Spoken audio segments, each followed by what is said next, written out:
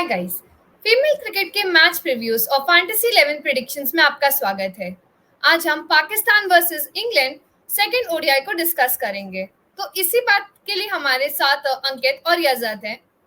तो पाकिस्तान जैसा कि अभी इंग्लैंड का टूर कर रहे हैं, उन्होंने 11 मई से अपना टूर स्टार्ट किया था और 29 मई को ये कंक्लूड होगा। उनने पहले 3 टी20 आई सीरीज खेली थी, 3 मैचेस की। वो 11 मई से स्टार्ट होकर 19 मई को कंक्लूड हो गई, जिसमें इंग्लैंड ने 3-0 से वो टी20 आई सीरीज जीती थी। अब हम बात करते हैं ओडीआई सीरीज के बारे में। तो ओडीआई सीरीज 23 को स्टार्ट हुआ था, जिसमें इंग्लैंड ने फर्स्ट मैच अपने नाम जीतकर वो बढ़त हासिल कर ली है 1-0 की। अब सेकंड ओडीआई मैच होने वाला है, तो उससे पहले अगर हम फर्स्ट ओडीआई के बारे में बात करें, तो पाकिस्तान ने टॉस जीता था और उन्होंने बॉलिंग चूज करी। पावर प्ले में इंग्लैंड का स्कोर 52 फॉर 1 था, जिसमें एंड में जाके उन्होंने 243 का एक टोटल खड़ा किया। तो पाकिस्तान को 244 चेस करना था। एलिस कैप्सी ने 44 रन्स की बेहतरीन पारी खेली, जिनका साथ एमी जोन्स के 37 रन्स और टैमी ब्यूमॉन्ट के 33 रन्स ने दिया। साथ ही साथ अगर पाकिस्तानी बॉलिंग की बात की जाए, तो निदा दार ने 3 विकेट्स लिए, उन्होंने 56 रन्स दिए और उनका साथ नशरा संधू, उम्मे हानी, आलिया रियाज, उन लोगों ने 2-2 विकेट लेकर उनका साथ दिया। तो यज़द, मैं आपसे बात करूंगी सबसे पहले कि इंग्लैंड की हमने देखा कि 244 का उन्होंने टारगेट दिया पाकिस्तान को, एंड पाकिस्तानी बॉलिंग साइड जिसकी हम अभी तक बात करते हैं कि काफी स्ट्रांग है, उन्होंने भी बहुत अच्छा प्रदर्शन दिया एज अ टीम कि सबने विकेट्स लिए। ऐसा नहीं था कि वो सिर्फ एक पर्सन पे डिपेंडेंट थे। तो आपका उनके इस फॉर्म पे क्या कहना है? हाँ, तो मैं पहले ये कहना चाहूँगा कि हमने बॉलिंग की बात की है इतनी बार। पाकिस्तान की बॉलिंग बहुत ही बेहतरीन रही है। कल we saw those fielders supporting the Pakistan bowlers. We saw those crucial stops जहाँ पे वो 2 रन आते थे, बट वो फील्डिंग की वजह से केवल 1 रन आया, या बाउंड्री जाती थी उसके जगह पे केवल 2 रन आए। तो I think they did a good job in the field, और वो एक 244 का काफी अचीवेबल टोटल रहा था। आई थिंक काफी चेजेबल टोटल बोल सकते हो उसको। I mean considering England's bowling lineup वो थोड़ा टफ होता था, बट आई थिंक काफी अच्छा टोटल पे रिस्ट्रिक्ट किया पाकिस्तान के बॉलर्स और फील्डर्स ने। And I think the batters should have come through on that occasion. हालांकि वी सॉ कि वो पाकिस्तान फेल शॉर्ट इवेंचुअली। एक अच्छा स्टार्ट रहा था, 37 फॉर 1 थे, फिर और एक 30 रन और की पार्टनरशिप हुई थी, जिसके चलते स्कोर अराउंड 65-67 था, I think, if I am not mistaken, जब दूसरा विकेट गिरा। तो I think over and all, I think from a bowling and fielding perspective बहुत ही अच्छा मैच था पाकिस्तान के लिए कल का। I think we saw many bowlers stepping up instead of the usual names. I think Nida Dar तो हमेशा से ही परफॉर्म किया है उन्होंने, but I think there were likes of Aliya Riaz, Nashra Sandhu who stood up, Umme Hani like you said, जो हम काफी रेगुलरली उनका नाम नहीं लेते, but they have been performing at the sidelines, और वो परफॉर्मेंस उन्होंने कल रेप्लिकेट किया in a important encounter. And I think वो बैटर्स वापस वो let down in the middle overs. I think this has been a narrative of Pakistan cricket for quite some time now, and I think there need to be some tough steps that need to be taken from a Pakistani batting perspective. जी, now let's talk about that batting जिसका अभी आपने बताया। तो मैं दर्शकों को थोड़ा और डिटेल में बताना चाहूंगी कि पावर प्ले में पाकिस्तान ने शुरुआत अच्छी करी थी, 47 फॉर 1 उनका स्कोर था। फिर उनको धीरे धीरे बहुत डिफिकल्टीज थोड़ी फेस हुई पार्टनरशिप बनाने में। निदादार ने वहां बैटिंग में भी बहुत अच्छा प्रदर्शन दिया, 26 रन उन्होंने अपने नाम दर्ज करे। साथ ही साथ मुनीबा अली, जो कि हाई स्कोरर थी उन पाकिस्तानी साइड की, उन्होंने 34 रन भी बनाए। तो एट द एंड 206 पाकिस्तान एक अपना टोटल बना पाया। तो 37 रन का उनको वो शॉट फील हुआ, क्योंकि बीच में पार्टनरशिप्स बनाने में उन्हें काफी दिक्कतें हुई। मिडिल ऑर्डर का जो हम बात करते हैं सपोर्ट, जो उनको अभी यजाद ने भी मेंशन किया जैसे कि वो उनको नहीं मिल रहा था। बट हम बात करेंगे इंग्लैंड के बॉलिंग लाइनअप के बारे में, तो वो काफी कमेंडेबल परफॉर्मेंस था। सबने इंपॉर्टेंट जगह पे ब्रेक थ्रूज दिए। सोफी एक्लस्टन ने बेहतरीन गेंदबाजी करी, 3 विकेट्स उन्होंने दर्ज किए और साथ ही साथ उन्होंने सिर्फ 26 रन दिए। तो काफी अच्छा उनका स्कोर रहा।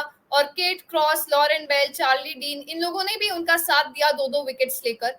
एट द एंड इंग्लैंड को वो 37 रन की जीत हासिल हुई। तो अंकित, मैं आपसे अब जानना चाहूंगी कि इस जीत के बारे में आपका क्या कहना है कि इंग्लैंड का जो हमने देखा कि बैटिंग भी अच्छी करी बट बॉलिंग लाइनअप भी उनका काफी स्ट्रांग था। हमेशा वो सोफे एक्सटन पे, जैसे हम बात करते हैं ना कि बेहतरीन गेंदबाज है उन पे डिपेंडेंट हो सकते हैं, बट ऐसा नहीं हुआ। उनका साथ बाकी बॉलरों ने भी दिया। केट क्रॉस अभी फॉर्म में नहीं थे हाल ही, बट उन्होंने काफी अच्छा प्रदर्शन दिया 2 विकेट्स लेके। तो आप उस बारे में क्या बोलना चाहेंगे? Firstly hi Prashasti and Nijat and coming back to your question I think दोनों टीम्स के अगर हम बैटर्स की बात करें ना तो आई फेल्ट कि सबको स्टार्ट मिला बट किसी ने कन्वर्ट नहीं किया। Obviously England went on a winning side लेकिन पाकिस्तान के बैटिंग के पॉइंट ऑफ व्यू से I think it's been a very long time जिससे एजाज ने कहा भी का ताकि अब एक कहानी बन रही जिसमें हमने हर बार यही हमें दृश्य देखने मिल रहा है क्योंकि पाकिस्तान बैटर सपोर्ट नहीं कर रहे जितना शायद उनकी गेंदबाजी अगर अच्छी हो रही है तो batters are disappointing letting them down and it's not a good thing.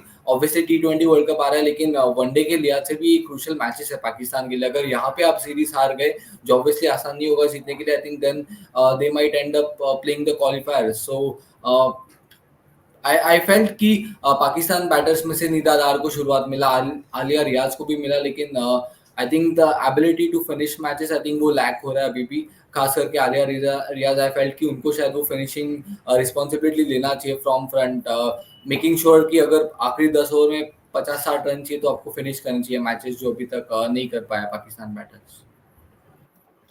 जी, पाकिस्तान का हमने बात करी है कि उनको वेस्ट इंडीज के खिलाफ भी ओडीआईज में डिफिकल्टीज हुई। फिर अब हमने इंग्लैंड साइड में देखा तो वो उस चीज को वो कन्वर्ट नहीं कर पा रहे हैं। आपने बिल्कुल सही पॉइंट निकाला कि वो उस चीज को बना रहे हैं, एक शुरुआत उन्हें मिल रही है, पर उस चीज को जीत में हासिल करने में उन्हें दिक्कतें हो रही हैं। तो अब देखते हैं कि जो सेकेंड T20 आई है उसमें ऐसा क्या होता है कि माफी चाहूंगी, ओडीआई है उसमें क्या चेंजेस आते हैं, क्या पाकिस्तान वो जो उनका साइड है वो उनका कॉन्फिडेंस है वो वापस लेके आ पाते हैं, क्या हम ऑलमोस्ट जीत तक होते हैं पर हम वो चीज कन्वर्ट नहीं कर पाते हैं। तो let's see what happens next. तो अब बात करते हैं सेकंड ओडीआई के बारे में। ये 5:30 बजे खेला जाएगा। तो अगर हम हेड टू हेड रिकॉर्ड की बात करें तो 13 मैचेस इंग्लैंड और पाकिस्तान के बीच हुए हैं, जिसमें इंग्लैंड ने 12 मैचेस जीते हैं। अगर पिछला भी मिला दे तो अब वो 12 मैचेस की उनके नाम जीत है। और पाकिस्तान की इस समय जो लूजिंग स्ट्रीक है वो वेस्ट इंडीज से चली आ रही है और वो अभी तक उसको विनिंग में नहीं कन्वर्ट कर पाए हैं। तो काफी देखते हैं कि नेक्स्ट मैच में क्या चेंजेस हो सकते हैं।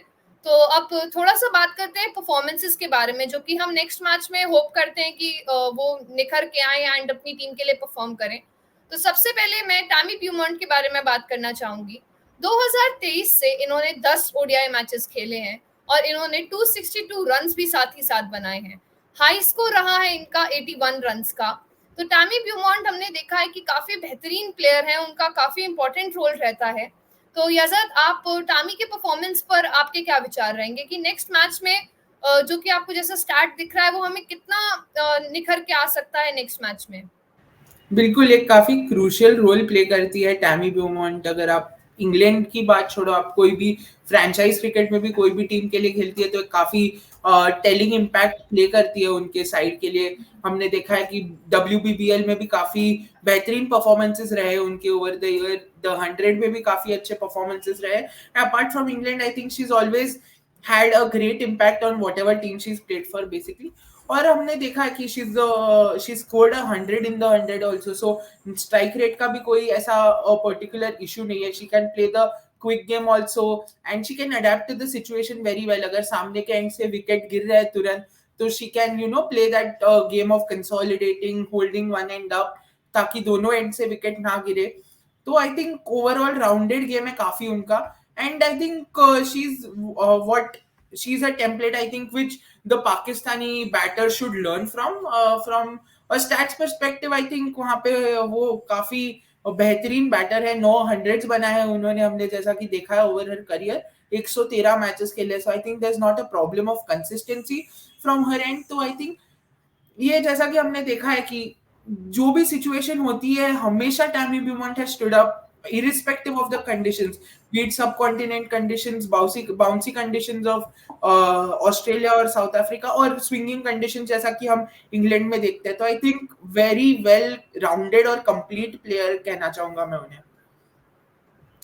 Yeah, definitely she is one of the key players and important players for the English side, and उन्होंने हमेशा परफॉर्म किया है, जैसा कि आपने मेंशन किया कि WBBL में भी उन्होंने काफी रन्स बनाए, एंड अभी भी उनका फॉर्म हम देख सकते हैं कि काफी बेहतरीन बैटिंग करती हैं वो। तो लेट्स सी कि उनसे होप तो है कि नेक्स्ट में एक अर्धशतक भी उनके हाथ से दिख सकती है, क्योंकि वो काफी बेहतरीन है इस बैटिंग के उस पर्सपेक्टिव से। सो अब थोड़ा बात करते हैं इंग्लिश बॉलिंग डिपार्टमेंट के बारे में।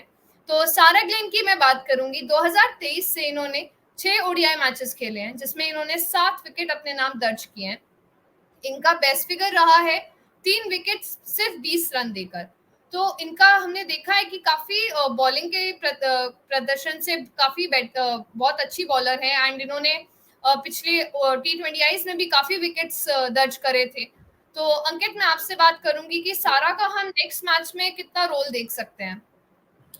देखिए, पिछले मैच में इनको विकेट्स नहीं मिले थे, लेकिन एज अ बॉलर आप चाहते हो स्पेशली लेग स्पिनर, क्योंकि नज़र तो आपकी T20 वर्ल्ड कप की तरफ भी है, तो फिर Ecclestone I think they will need to couple of other bowlers as well to take that responsibility from front and हालांकि पिछले मैच में नहीं मिले, लेकिन वो चाहेंगी कि आने वाले मैचेस में वापसी करे, बिकॉज आसान नहीं होता है, क्योंकि इंग्लैंड कंडीशंस में शायद उतना फेवर भी नहीं होता स्पिन, लेकिन इस बार कोशिश करी गई है। आई थिंक जो भी ग्राउंड स्टाफ है कि थोड़े स्पिन फ्रेंडली कंडीशंस हो, तो उसके चलते मेरे हिसाब से वापसी होगी।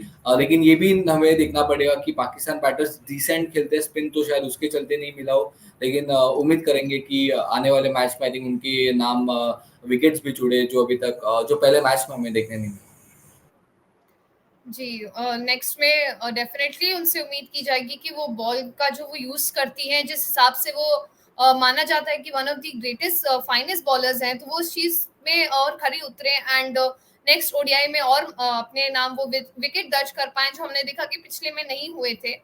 पर उनसे वही है ना कि उम्मीद की जाती है कि काफी बेहतरीन है, तो वो कर सकती हैं। तो अब थोड़ा बात करते हैं पाकिस्तानी साइड के बारे में। तो सबसे पहले निदा दार की बात करेंगे। डेफिनेटली एक मैच विनर है वो पाकिस्तानी साइड के लिए, और हमेशा उन्होंने परफॉर्म किया है। पिछले मैच में भी 3 विकेट्स उन्होंने लिए थे और रन्स भी बनाए थे। तो उनका अगर 2023 का रिकॉर्ड देखूं तो 14 ओडीआई मैचेस उन्होंने खेले हैं, जिसमें 18 विकेट उनके नाम दर्ज हैं, और उन्होंने 267 रन साथ ही साथ बनाए हैं। तो यजद निदा दार का हमने हमेशा बात किया है कि वो one of the most important players of Pakistan है, लीडिंग रही है। उनका परफॉर्मेंस कभी ऐसा नहीं रहा कि हम कहें कि इस बार निदा दार ने परफॉर्म नहीं किया। तो उन्होंने कंसिस्टेंटली परफॉर्म किया अपनी साइड के लिए। उनको वो टीम टीम बाउंडिंग नहीं मिल पा रही है, कि सबका सपोर्ट नहीं मिल पा रहा है कि हम साथ में परफॉर्म करें, बट उनका कंसिस्टेंट परफॉर्मेंस रही है। तो आप उस बारे में क्या बोलेंगे कि वो नेक्स्ट में कितना कर सकती हैं, और अपनी टीम को जोड़ के वो साथ में जो फिनिश की हम बात करते हैं पाकिस्तानी साइड जो लैक करती है, उसको वो कैसे चेंज कर सकती हैं? बिल्कुल, from a Pakistani perspective I think सबसे bankable player in the past has been Nida Dar, I think for a number of years, but recently काफी ज्यादा कंट्रीब्यूशन उनका इम्प्रूव हुआ है, कंसिडरिंग वो बिस्मा मारूफ का रिटायरमेंट और मेनी अदर फैक्टर्स। आई थिंक सबसे बैंकेबल प्लेयर अभी निदा दार है इस स्क्वाड में पाकिस्तान के, एंड वो दिखाती है उनके बॉलिंग के साथ भी और उनके बैटिंग के साथ भी कि क्यों इतना हाईली रेटेड है। पिछला मैच ही देख लीजिए, 3 विकेट लिए उन्होंने, 26 रन के आसपास रन्स भी कंट्रीब्यूट किए। तो आई थिंक सबसे कंप्लीट प्लेयर अगर पाकिस्तान की स्क्वाड में कोई है तो वो निदा दार है।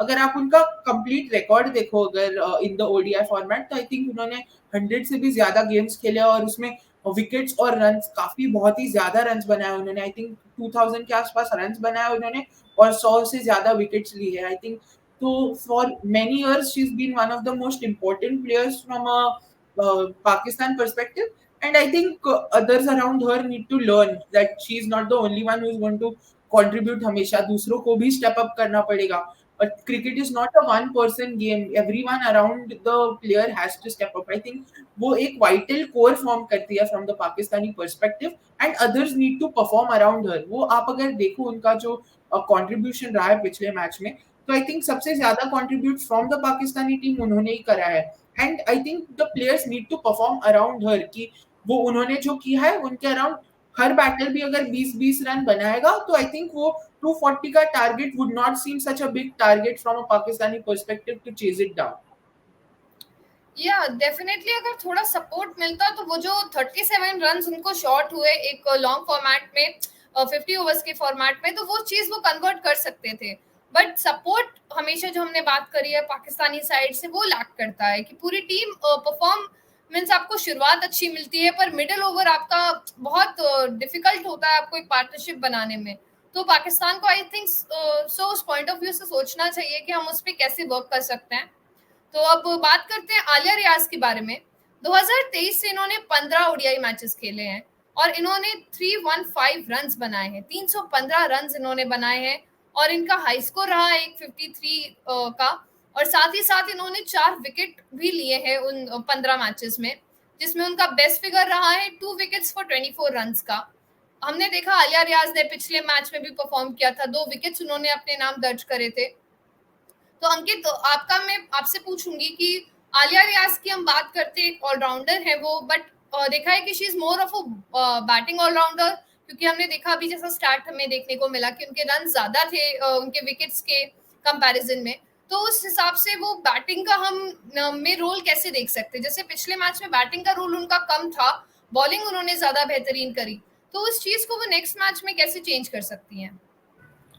आई थिंक सबसे अच्छी बात है कि बॉलिंग में उनका जो I think best bowling figures पिछले मैच में आता, जहाँ पे 2 विकेट छटकाए थे उन्होंने, 24 रन देके, तो एक अच्छी खबर है। लेकिन फिलहाल तो समस्या पाकिस्तान के लिए बैटिंग में, एंड आई थिंक खास करके वो फिनिशिंग जो नंबर 5, नंबर 6, नंबर 7 पे जो बैटर्स आई थिंक वो रिस्पॉन्सिबिलिटी नहीं ले रहे हैं मेरे हिसाब से, बिकॉज अभी तक वो फिनिशिंग में ही पाकिस्तान ने लैक किया। वेस्ट इंडीज धोने में भी, जब वेस्ट इंडीज ने दौरा किया था पाकिस्तान को, उसमें बहुत सारे मैचेस ऐसे ही आपने हारे थे। यस, मैं मानता हूँ कि बहुत टाइम से पाकिस्तान बैटिंग सेकंड कर रहा है, chasing is always a difficult part, शायद वनडे हो या फिर T20, लेकिन अब कोई क्रिकेट में कोई आसान काम नहीं होता है, तो you have to take that responsibility of finishing matches, because अगर ये अगर ये एक ऐसा फैक्टर जहाँ पे अगर पाकिस्तान कवर कर पाया तो हो सकता है कि मैचेस जीतेगा वो। एंड अभी आने वाले 2 मैचेस बहुत क्रूशियल है, बिकॉज अभी हार गए तो फिर आई think they might slip up from top 6, जो अभी तक फिलहाल तो है चैंपियनशिप टेबल में, लेकिन अगर हार गए तो फिर कहानी शायद खत्म हो सकती है पाकिस्तान के लिए। जी, अभी 2 ही ओडीआई मैचेस बाकी हैं पाकिस्तान के लिए, तो वो काफ़ी इम्पोर्टेंट है। आपने अभी मेंशन किया उस चैंपियनशिप टेबल के बारे में, तो उसके बारे में मैं आगे बात करते हैं जब हम प्रेडिक्शंस के बारे में बात करेंगे। तो उससे पहले थोड़ा नज़र डालते हैं अपनी फैंटेसी 11 की ओर। तो fantasy 11 of second ODI England versus Pakistan, let's have a look. And अगर हम इस फैंटेसी टीम की बात करें जो सेकंड वनडे इंग्लैंड और पाकिस्तान के बीच, तो शुरुआत करते हैं विकेट कीपर से। हमने दोनों कीपर्स को लिया, Amy Jones and Muneeba Ali. पिछले मैच में दोनों के रन्स बने थे। मुनीबा तो खैर टॉप ऑर्डर में बैटिंग करती है, तो ऑब्वियस चॉइस शायद बन सकती है बिकॉज रन्स भी बनाए। लेकिन एमी जॉन्स आई थिंक ये अब लगातार रन्स बनाए, T20 में भी नंबर 6, नंबर 7 पे आती थी और रन्स बनाए, एंड पिछले मैच में भी बनाए, तो obvious choice. And then obviously आपको विकेट कीपिंग के पॉइंट्स मिलते हैं। बैटर्स में हमने इंग्लैंड के ओपनर को लिया है। पिछले मैच में स्टार्ट मिला था, ऑब्वियसली कुडंट कन्वर्ट, लेकिन मेरे हिसाब से काबिलियत है, बिकॉज ओपनर अगर पहले 10-15 ओवर निकाल दे तो फिर उनके लिए सबसे आसान बन जाता है रन्स बनाने के लिए। सो ऑब्वियस पिक वो भी। आलिया रियाज भले बैटर्समैन का नाम आ रहा है, लेकिन बहुत बड़ी चीज है कि अगर आपको विकेट्स भी दे रहे विद द बॉल, तो फैंटेसी पॉइंट ऑफ व्यू से I think it's a good thing कि हो सकता है कि can be good vice captaincy option, अगर आप चाहो, अगर पाकिस्तान वापस बॉलिंग पहले कर रहा हो तो।